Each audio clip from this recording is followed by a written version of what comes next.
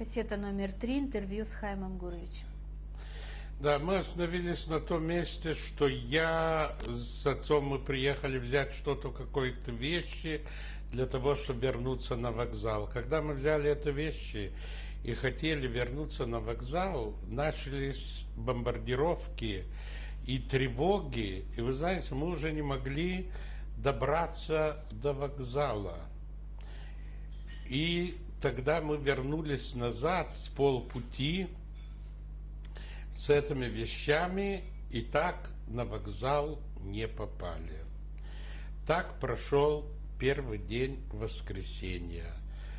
Одно, что я заметил в воскресенье, особенно во второй половине дня, что началось что-то такое движение по городу, появились какие-то солдаты, знаете, ободранные такие, и что-то было непонятно. Наступил день понедельника. В понедельник, когда я вышел на улицу, я, значит, так осматривался и видел, что с разных поворотнях выглядывают люди, и на руках у них белые повязки, и есть у них оружие в руках. И они, значит, это стреляют в красноармейцев, которые направляются в направлении, значит, к востоку или куда они там, понимаете, это шли. И это оказались, как в дальнейшем, я вам скажу, это оказались это литовские националисты, белоповязочники, как мы их это самое называли, пятая колонна предателей, которые только и ждали того момента, когда можно будет это напасть на отступающие войска, на евреев и так далее. Уже почувствовалось порохом в воздухе, и мы с отцом, вернее, отец мой решил, что мы перейдем и побудем у нашего близкого, его близкого друга, очень близкого по фамилии Бахрах. Когда-то в Поневежесе мы были соседи, он переехал в Каунас, и так нам будет как-то легче вместе. И мы перешли на квартиру к этому Бахраху, это на Лайсвес-аллее, тоже очень красивая квартира, это самое в доме. В свое время его жена была учительница французского языка в нашей школе, с его дочкой я учился вместе в гимназии. Так что было уже, знаете, какое-то общение. Единственное, что я прослушал и слышал у Бахрахов, когда они говорили с моим отцом, что этот Бахрах говорил, что если придут немцы сюда, надо покончить жизнь самоубийством. На что мой отец ответил, ну что ты, мы помним немцев с того, понимаете, периода, той войны, мы с ними торговали, то, другое, он еще с немцами торговал и после войны здесь. Но я это слышал, такие нотки разговоров у них. На улицу я уже не выходил, потому что мы опасались, что тут произойдет. Во дворе мы видели, что есть белоповязочники и разные, понимаете, это люди. Тогда, еще до прихода немцев, это литовцы, которые как будто бы взяли власть в свои руки, издали приказ такой, что все дворники, которые следят за порядком, должны выявить людей, которые не живут или не жили в этом самом доме и появились только в последнее время. потому что это могут быть коммунисты, могут быть, значит, это самые другие элементы. Притом, это дворники очень старались, что больше людей еврейской национальности забирали, что чем больше их заберут, они смогут забрать это имущество. Короче говоря, как там это было, я не знаю, но за нами пришли. И моего отца и меня забрал белоповязочник и повезли в ихнюю так называемую службу безопасности, Жвальгиба, как это было недалеко, на улицу Витовта. Когда мы зашли во двор, я просто ужаснулся. Там было столько людей, евреев, мужчин, женщин, детей, уйма. Я только, понимаете, себе не мог представить, откуда в этом дворе вдруг появились столько-то евреев. Когда нас завели туда, вдруг мой отец увидел одного литовца, его знакомого, и он так его откликнул, прямо вот так, как сегодня у меня в ушах стоит его громкий голос такой: «Понас Гринцявичус, это в переводе на русский господин Гринцявичус. Тот услышал, значит, свою фамилию, обернулся, посмотрел на моего отца, на меня, ничего не сказал, посмотрел и ушел. Нас завели как будто бы к какому-то следователю там, в этой самой, у них.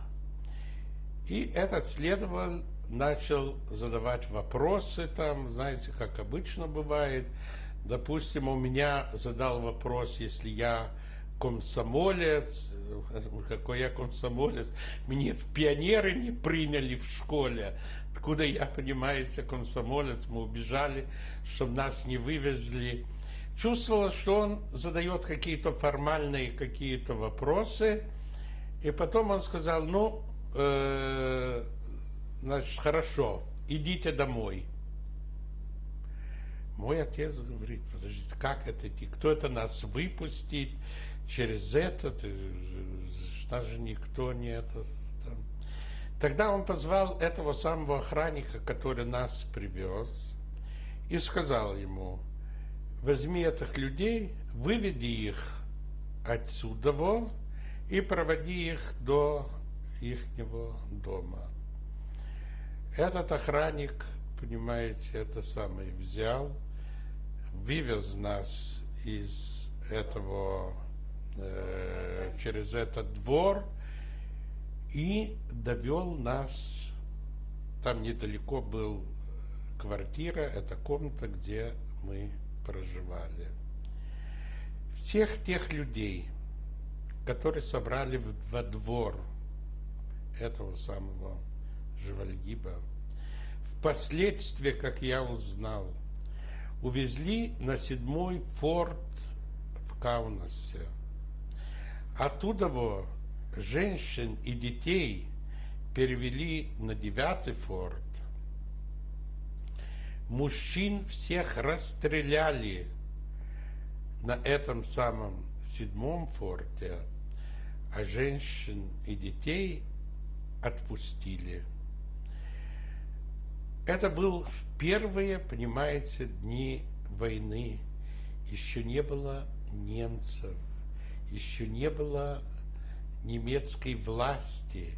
Это все делали литовцы, националисты, которые хотели отыграться на евреях. Но это первый раз, когда Бог спас отца и меня от верной 100% гибели.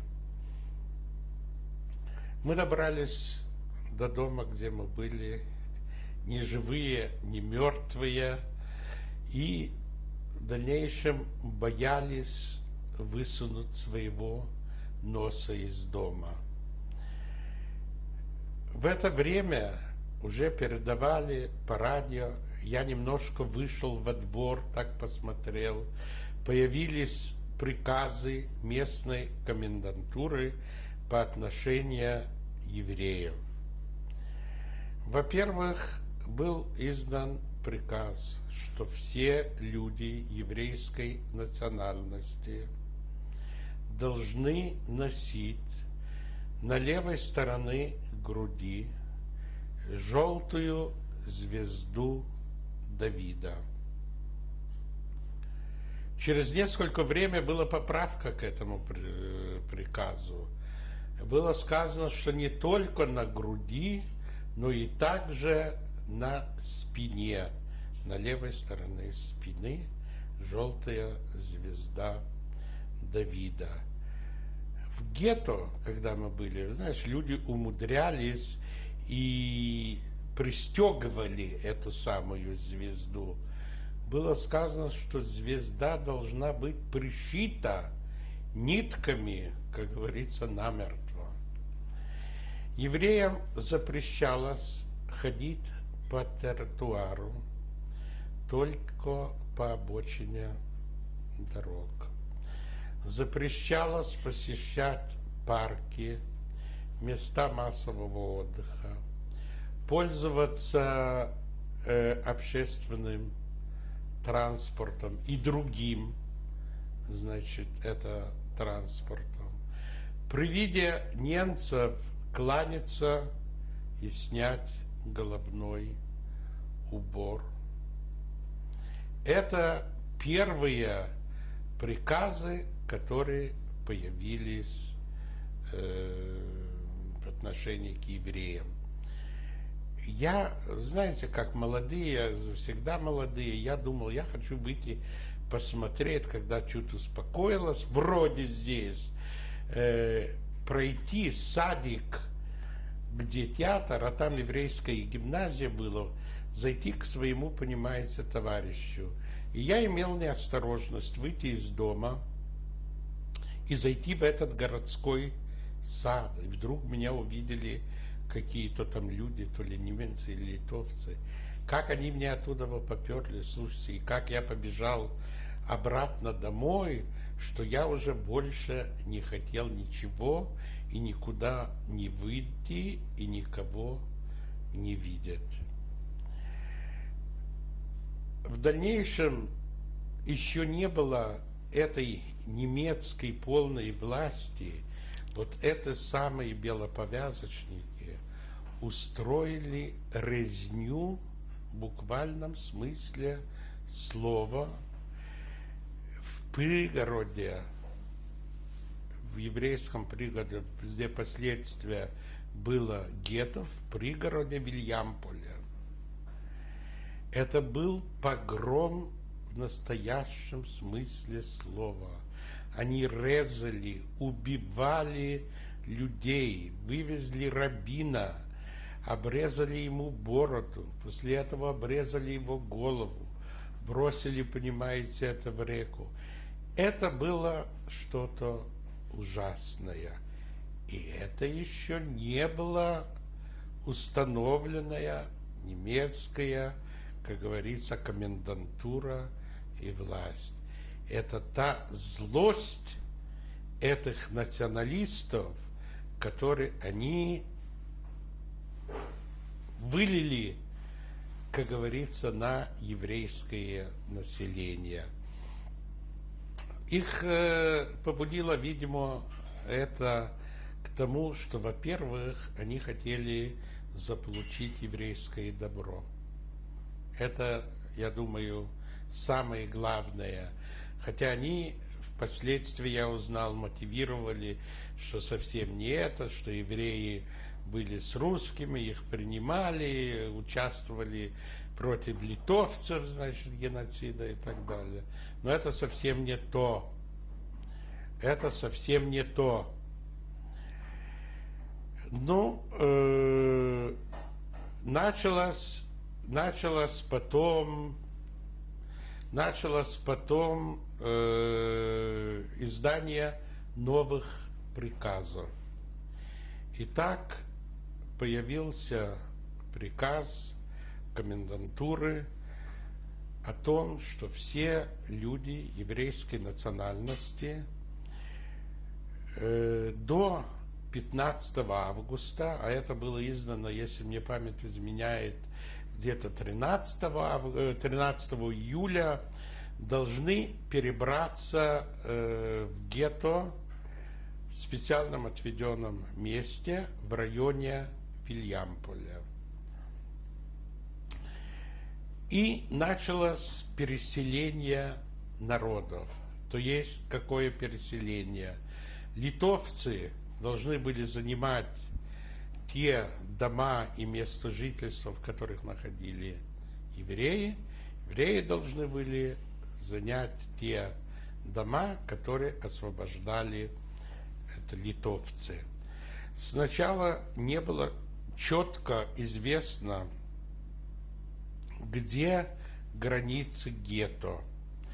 Поскольку у нас никакого скраба с отцом не было, и он был такой очень деятельный человек, имел там знакомых много в Каунасе, он в Вильямполе нашел место, где нас приютили. Но в дальнейшем оказалось, что это место не войдет в этот район гетто, и мы должны были перебраться, но нам это не представляло труда, потому что кроме нескольких чемоданов и портфелей у нас ничего не было. Но когда я видел этот весь скраб, который, вы понимаете, возили люди на тележках, на себя таскали из города в гетто, это было что-то такое страшное. Мы остановились на улице Линкова, 46. Это деревянный дом такой, который был с 3 комнат. Хозяева жили в этом доме, они потеснились, приняли нас и еще одну, значит, семью. Так что мы 3 семьи жили в кучу, значит, это самое вместе, но это было довольно-таки хорошее решение вопроса, что мы имели место, и благо нас они приняли то, что мы пришли без всякого скраба, только, значит, с личными вещами.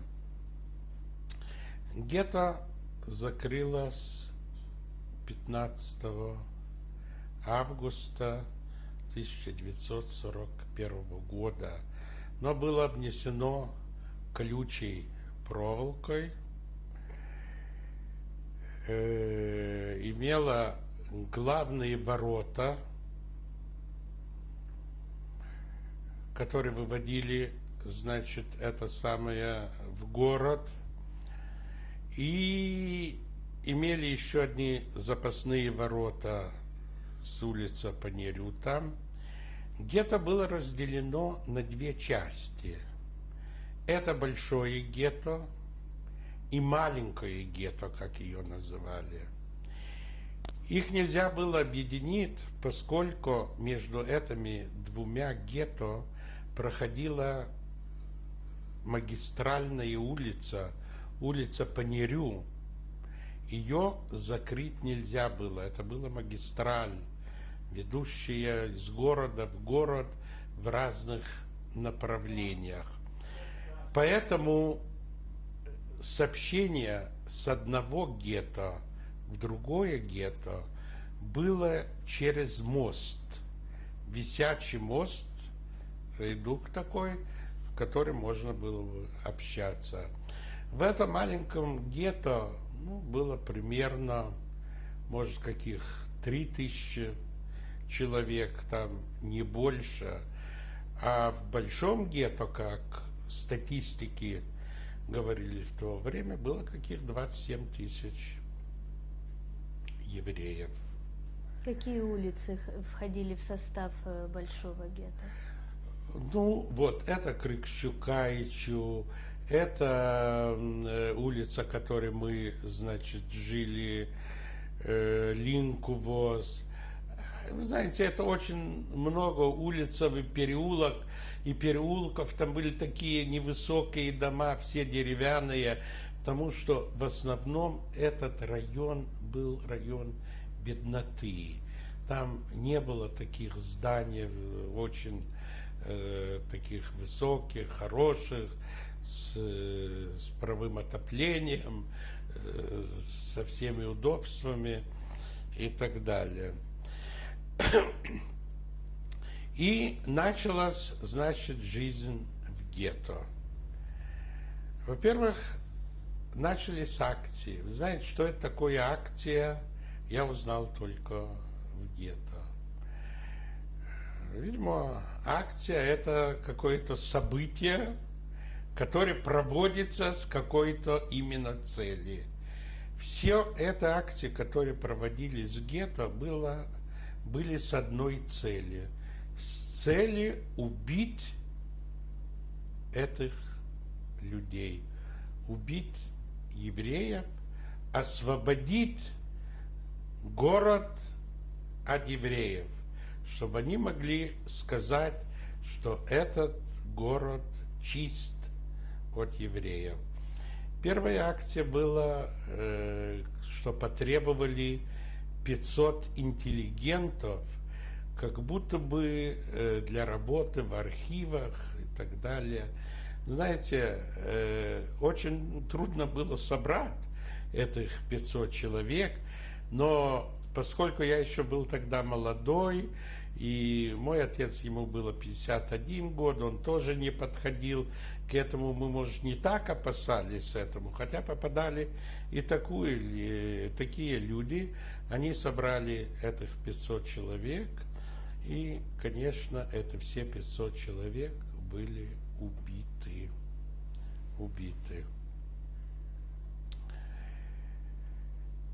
Итак, это первая акция, которая прошла в гетто. А этих акций было очень много. Я остановлюсь только на самых страшных, которых я видел, пережил, перешел и видел, значит, своими глазами. Я видел акцию по ликвидации маленького гетто. В маленьком гетто были больницы, были приюты, была психическая больница и была больница нервнобольных и хирургическая. И вы знаете, в один прекрасный день вошли туда немцы, отобрали часть людей работоспособных и перевели в большое гетто, а всех остальных увезли на 9-й форт и расстреляли. Многих людей в этих больницах они подожгли, и люди, значит, были сожжены заживо в этом самом маленьком гетто. Когда примерно это было? Это было где-то в сентябре 41-го года. Я могу вам вообще-то сказать даже более точно, когда это было.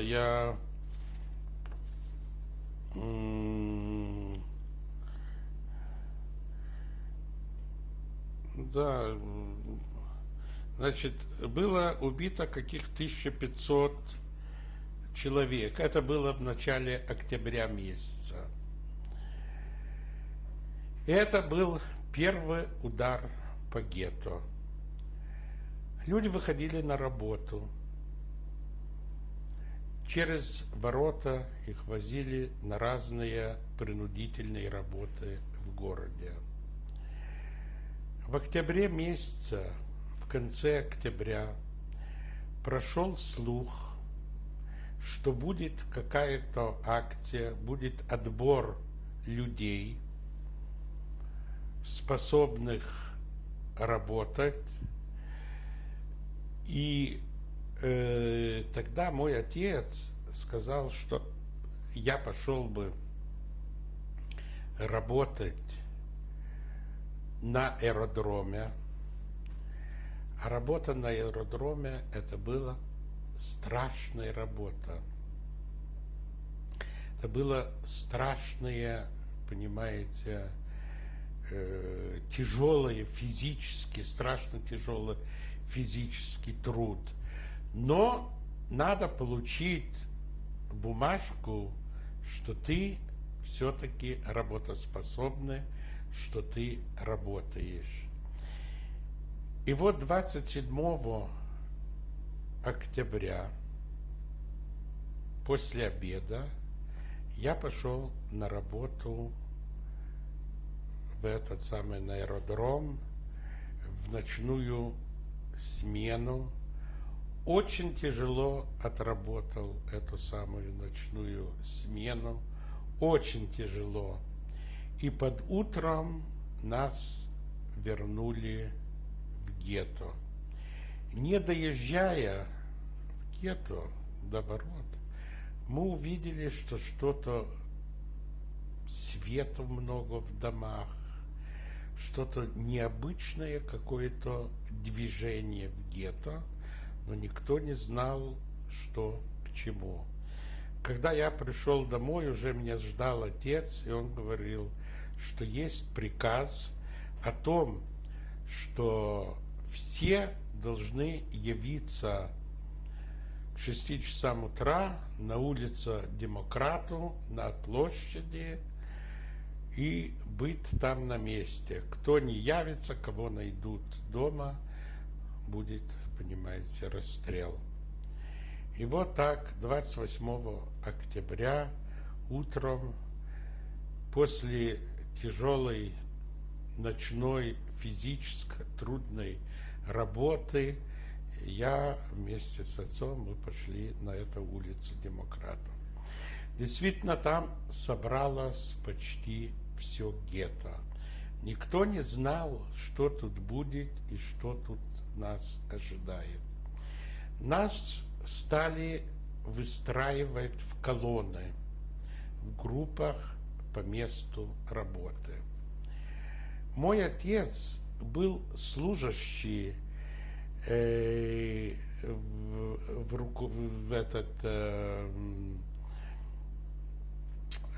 он заведовал картофельным складом по раздаче пайков, и это относилось к руководству управления гетто. Но он был служащий просто. Это там было очень много служащих, потому что была служба по найму биржи труда, была служба транспорта. Были разные, понимаете, это самые службы. И мой отец пошел в колонну, где был выстроен этот Эльтесенрат, как его называли в то время, в голове с главным евреем гетто, как его называли, доктором Элхананом Элкисом. Значит, спереди были все руководители и так далее, а там дальше в хвосте были все служащие, которые относились к этому. Мы находились в этой самой колонне.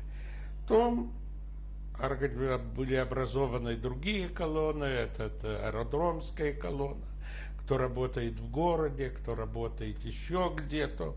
В разных колоннах были выстроены это люди. И вот 8 часов утра.